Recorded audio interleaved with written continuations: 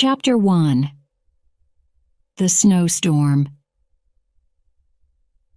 William Goldstone was not the most sociable boy. He never seemed to have as many friends as the other children in his school, and as he wasn't really keen on sport, he spent most of his spare time watching videos and playing with his electronic games. His parents had decided to leave him with his grandfather for a week.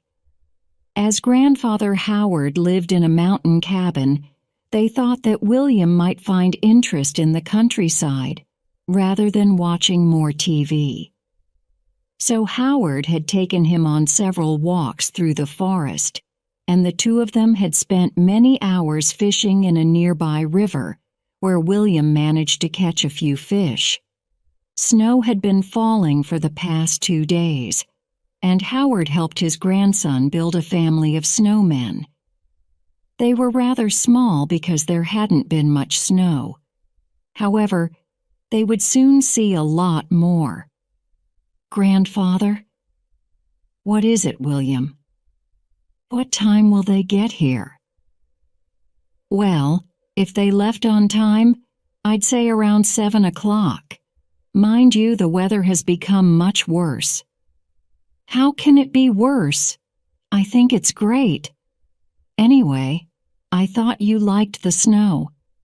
"Of course I do, though not as much as I did when I was your age. Do you want to go outside and build another snowman?" "Not right now, and neither do you. It'll be getting dark soon, and a lot colder as well. But I'm leaving tomorrow, and we never see snow like this at home. Can't I build just one more?" "I'll tell you what, when your parents arrive, I'll suggest that you all stay here for the night. Then you can build your snowman in the morning when the snow has settled." "Great. With all the snow that's falling now, it'll be 10 times as big as the others." "So what do you want to do in the meantime, William?" "Let's see what's on TV."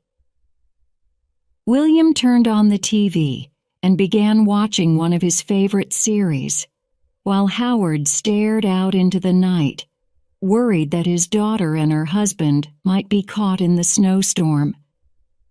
All of a sudden, the TV picture disappeared and the lamplight faded, leaving the roaring log fire to continue making shadows by itself. William was very disappointed. Oh no! It was just getting to the most exciting part. It must be a power failure. Howard tried turning on some of the light switches and changing some fuses, but with no success. "Yes, the electricity's out completely. I think we can blame the snow for that." "So what do we do now?" "How about if I read you a story?"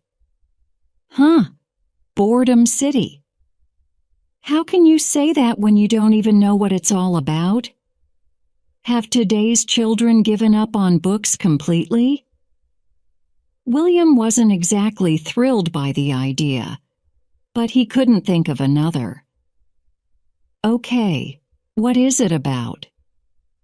"Oh, it's a wonderful story, full of danger and adventure. Is there a really evil villain? The most evil one? And the hero? There's got to be a hero. Is he brave? Is he strong? Like no other man?" Howard, now happy and a little excited, went to his bookcase and produced a large, leather-bound book. On the cover was a symbol, a crescent moon, with a tiny circle of gold sparkling near the moon's lower point. The old man blew what looked like half an inch of dust from the top of the book's pages. "I've not read this for years." William and Howard sat before the fireplace. "What's the hero's name, Grandfather?" "A very familiar one. You'll recognize it straight away. Now, The story begins on a peaceful day, in a peaceful village, set deep within a distant, forgotten land. Howard opened the book and turned to the first page. Our hero, who at this time is a boy of about your age, is returning home with his father after a week of hunting. Chapter 2. Savage Visitors. Come along, Will. Adam Goldstone's face glowed with pride as he led his son out of the forest and down towards their village in the valley. Young Will was very excited. Just wait till Mother sees what I've caught. 7 rabbits. And the pheasant. Of course, the pheasant. Together with the deer around my shoulders, the animals in your sack will feed us for quite some time. Are you proud of me, Father? Adam stopped walking, turned to face Will, and placed a hand on his son's shoulder. Always. When they reached the village, Adam noticed something strange. There were more horses around than usual, and there was a lot of noise coming from the tavern where his wife worked. Just then, Adam saw his wife walking towards the tavern, her arms full of vegetables. Why the extra supplies, Liana? Darling, you're back. She put her load to one side, kissed her husband, then knelt down and held Will's face between her hands. And you, my little man, have you been learning well? Have a look in my sack. Oh my, I've never seen so many rabbits. Will's parents began whispering so as not to worry him.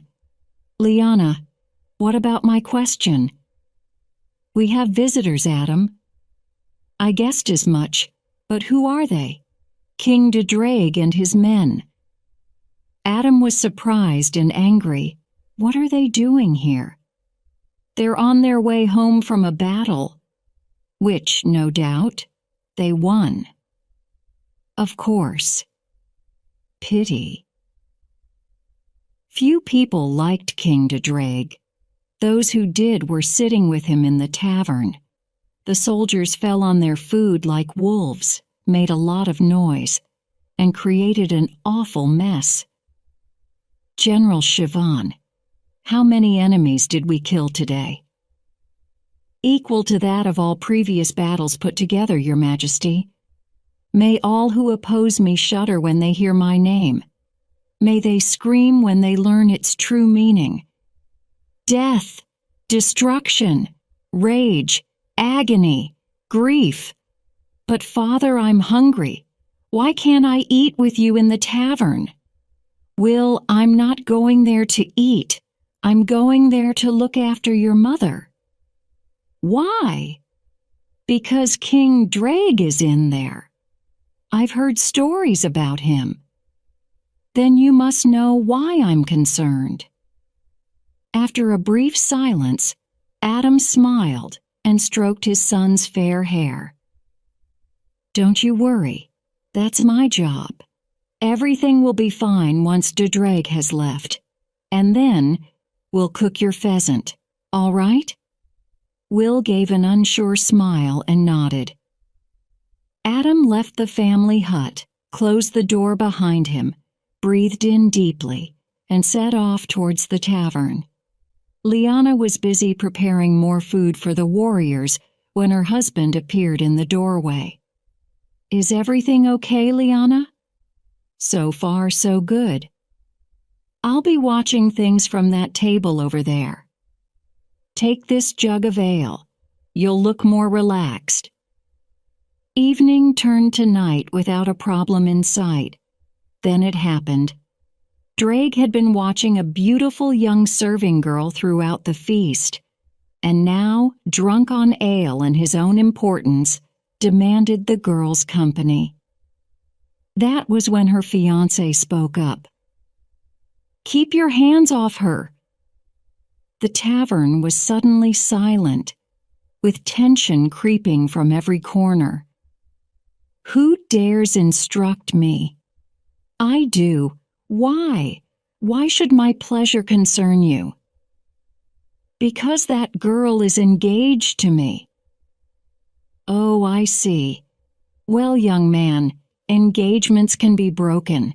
I think the lady should be given the chance to choose which of us she prefers. Didreg turned back to the girl who was now trembling. What is your name, dear? Ava. My name is Ava. Ava. Such a beautiful name.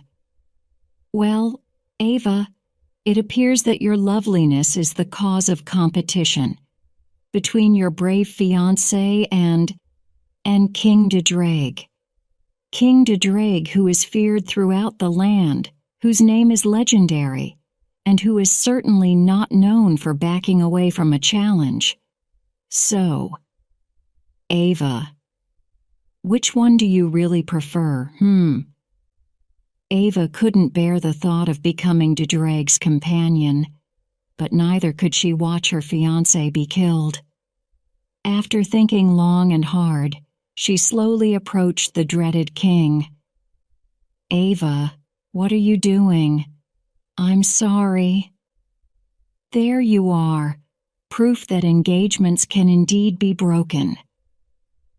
The young man picked up a large stone jug, raised it high in the air, and rushed towards Didreg. Asken heads! Absolutely! Didreg stood up and punched the young man's stomach. He then grabbed the jug and hit the youth's head with it. In an instant, he lay dead. Ava let out a deafening scream, and the villagers' anger grew. Without thinking of the odds, they advanced upon the king and his men. Adam was their leader. You unspeakable murderer, Didreg. That boy was not even half your age. My heart bleeds. Oh, I shall make sure of that. Adam picked up a carving knife, but before he could do anything, Siobhan grabbed him by the throat and began lifting him up off the ground. Fearing that her husband's neck would soon be broken, Liana rushed across the tavern, holding a bowl of hot broth which she poured into Siobhan's face. Having heard the noises from within the tavern, Will left the safety of the hut and crept towards a hole in the tavern wall. Looking through the hole, he saw that a great fight had now begun. Wherever he looked, chairs were being broken against men's backs, and as the sword and knife fight carried on in the candlelight, the straw-covered floor became more and more red from his neighbor's blood. He could no longer see his father, but he saw his mother, and as she struggled with the furious Siobhan, she caught sight of her son through the hole. Run, Will! But forget about us. Save yourself. Will couldn't do it at first. He had to at least try to help. But he soon realized that there was nothing he could do, so he ran off sobbing into the night. Some time later, Will found himself at the edge of the forest, exhausted. He turned and looked back down into the valley and saw that Dreg had set the village on fire. His parents, his home, everything he knew was now gone forever. Tears welled up in his eyes. They were not only tears of sadness and sorrow. They were the tears of a 10-year-old's rage. Chapter 3. Kylan the Wizard.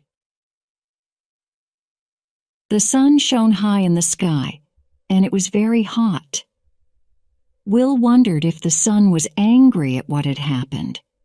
Tired and hungry, he looked around for something to eat, but as he had already passed through the forest and was now in the middle of a barren, rocky plain, there seemed little chance of finding food anywhere.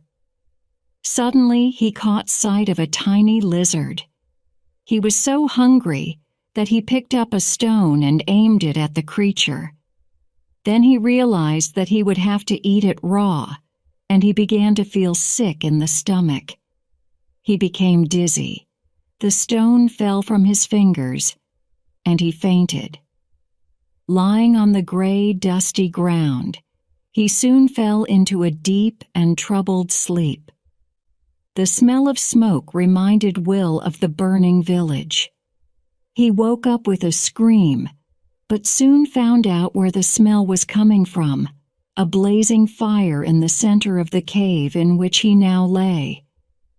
The cave seemed a nice place to be, and the hand that stroked his head was very comforting. Will turned and saw the man who had rescued him.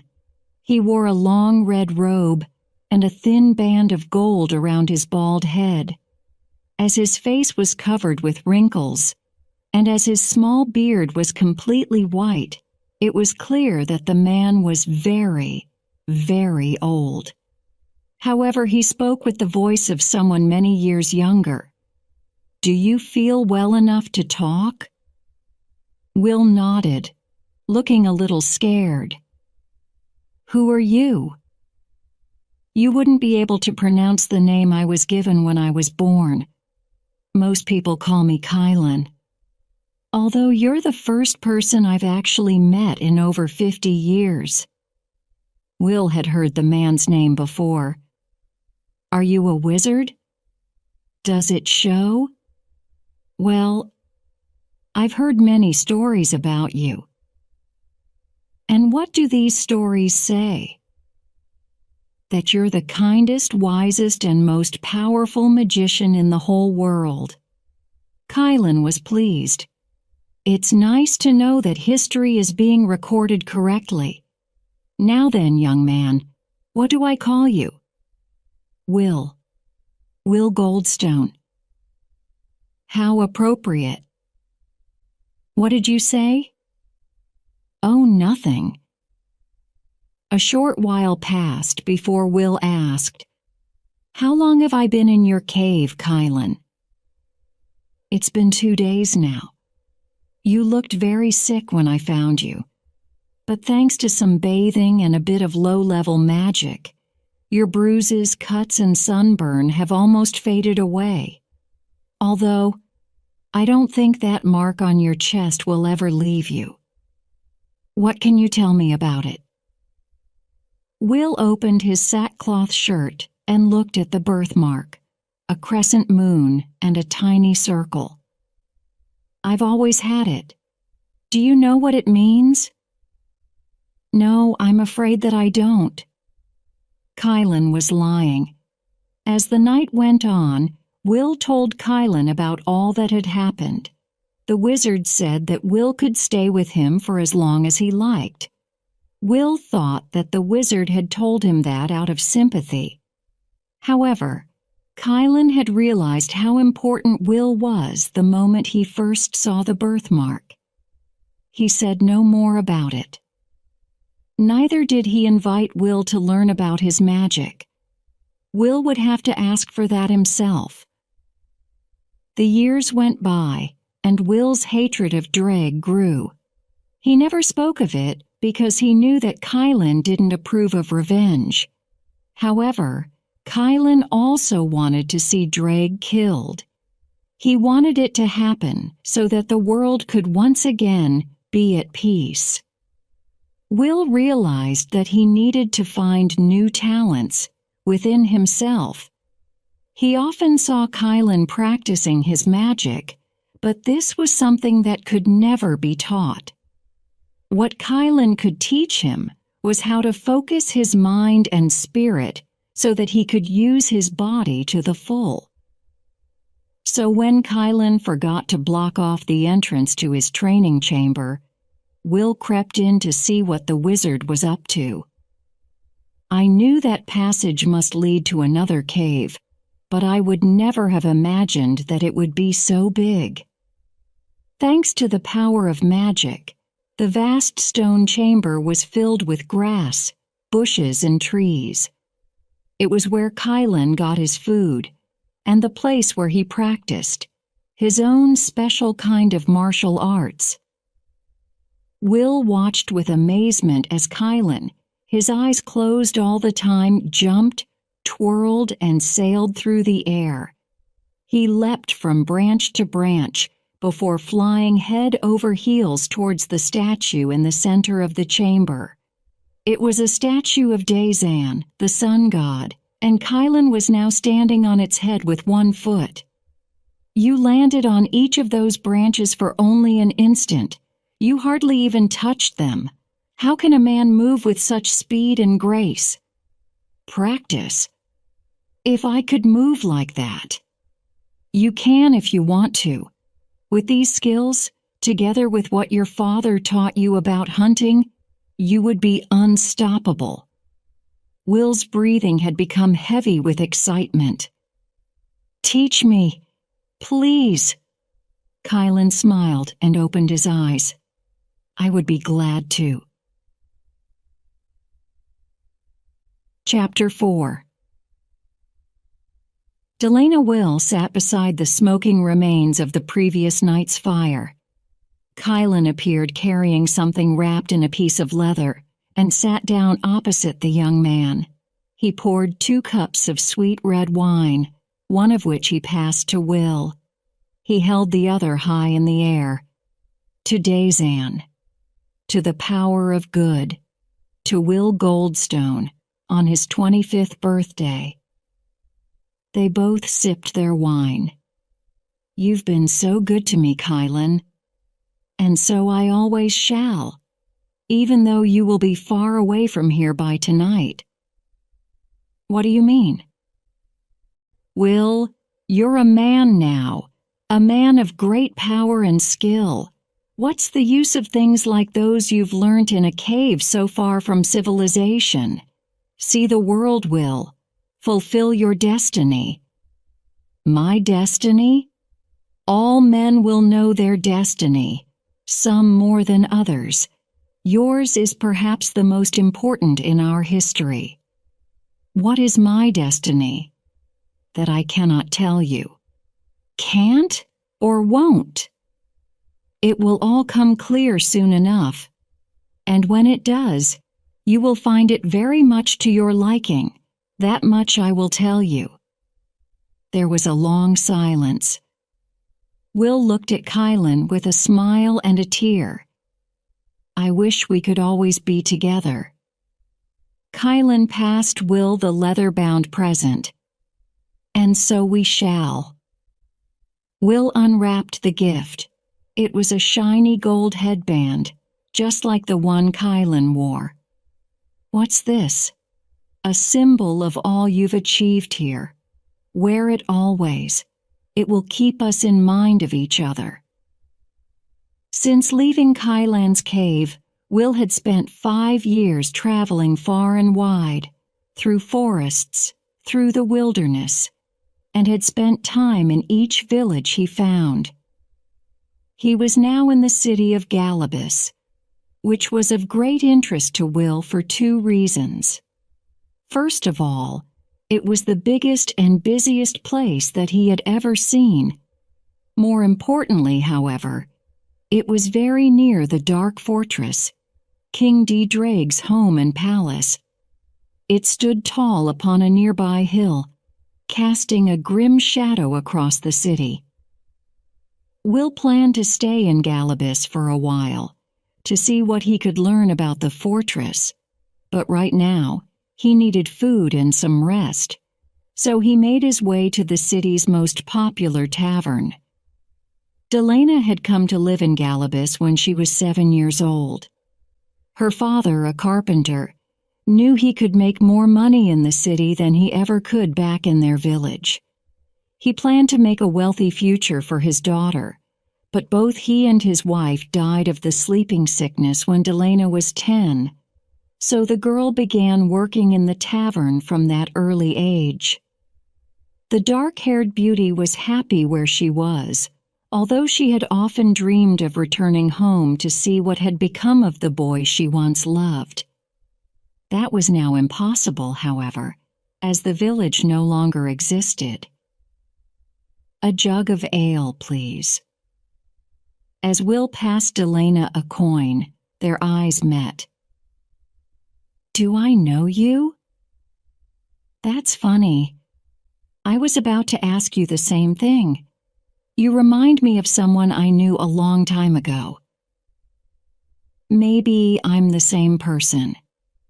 "Number, he's dead. His village was destroyed 10 years ago." Then Will noticed her bracelet. He had made it from animal hair when he was 9. "Don't you mean our village?" "Yes. It was where I used to live. Before your father realized that more people wanted carts in Galabus." "Your name is Delana, isn't it?" "Yes, but how do you know?" "I thought it was you. When I saw your bracelet, I became certain. I gave it to you the day you left home." "Will? Will Goldstone?" Will nodded. Delana leapt over the wooden counter and embraced her childhood sweetheart.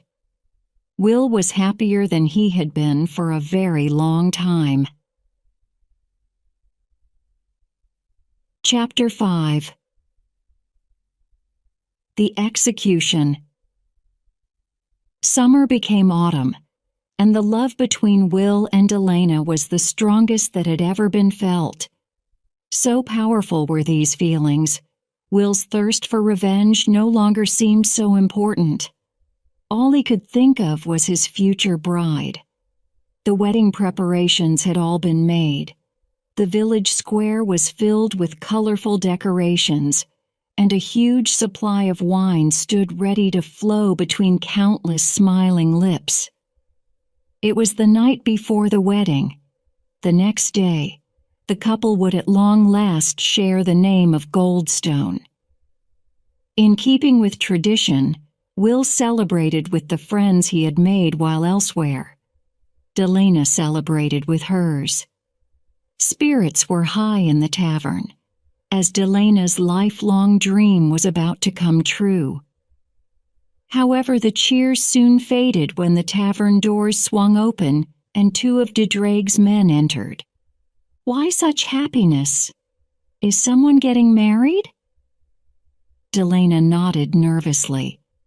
"Well, I must say, you've picked a nice time of year for it. Isn't that right, Roji?" "Yeah." The tavern was as silent as a grave.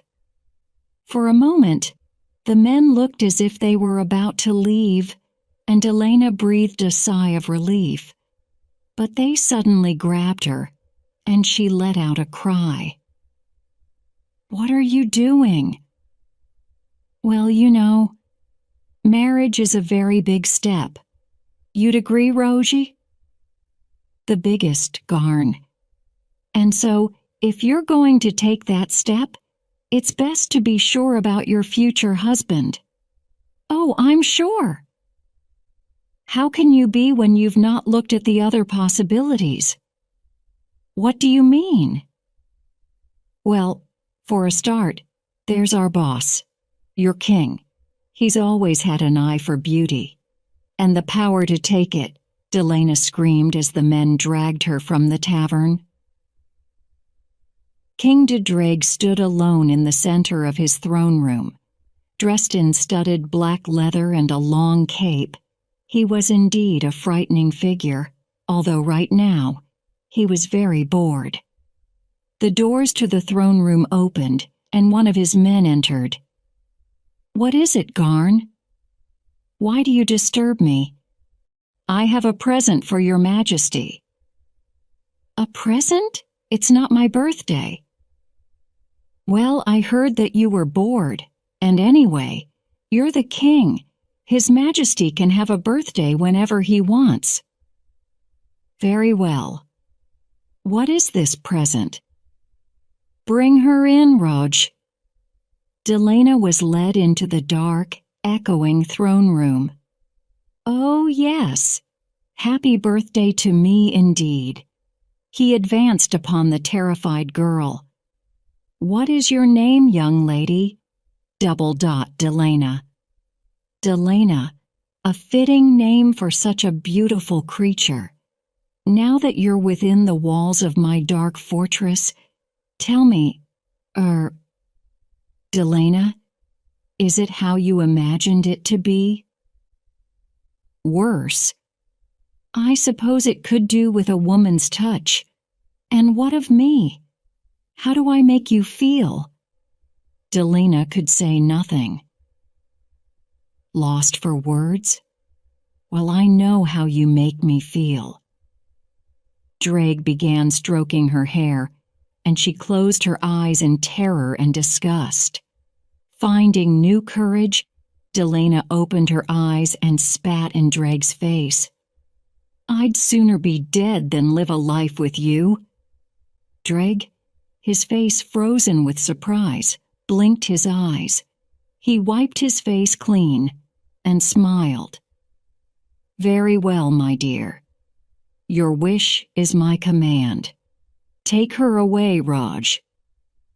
Delana was led quickly to an even less pleasant part of the fortress, while Drake walked over to Garn, who he struck with the back of his hand. What sort of present do you call that? The sun had risen, and as Will happily made his way to the village square, he saw that a large crowd had gathered. He put his hand on a stranger's shoulder and smiled. I didn't expect quite so many people at my wedding. We're not here for a wedding. It's a public execution. Will was horrified. An execution? Why would you come to watch such a thing? We had to. It's by royal command.